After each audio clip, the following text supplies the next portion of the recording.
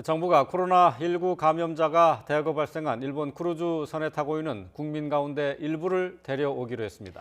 이를 위해 오늘 대통령 전용기인 공군 3호기를 투입할 예정입니다. 네, 취재기자 연결합니다. 장하연 기자. 네, 통일외교안보부입니다. 네, 비행기는 오늘 출발하는 겁니까?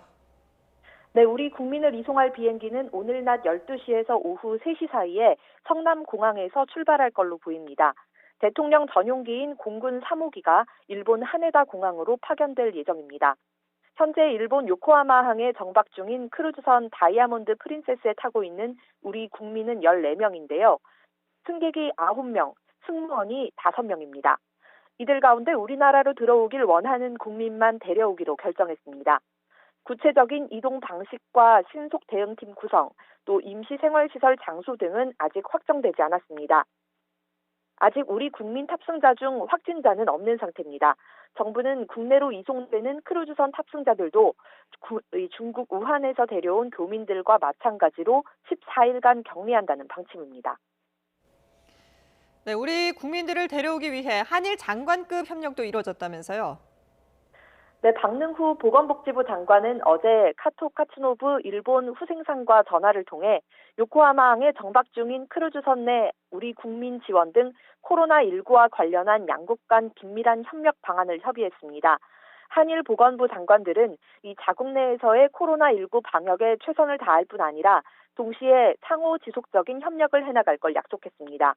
박 장관은 이와 함께 장관급인 중국 국가위생건강위원회 주임에게도 계속 소통을 제안하고 있고 한중 간의 협력 방안에 대해서 모색할 수 있기를 기대하고 있다고 밝혔습니다. 당초 정부는 일본 크루즈선의 한국인 탑승자 중 국내 연고는 3명뿐인 점을 들어 이 국내 이송에는 소극적이었는데요. 미국에서 전세기를 투입해 자국민을 데려가면서 기류가 바뀐 걸로 보입니다. 또 어제만 해도 확진자가 106명이나 늘어나는 등 상황이 점점 심각해지고 있는 점도 고려됐습니다.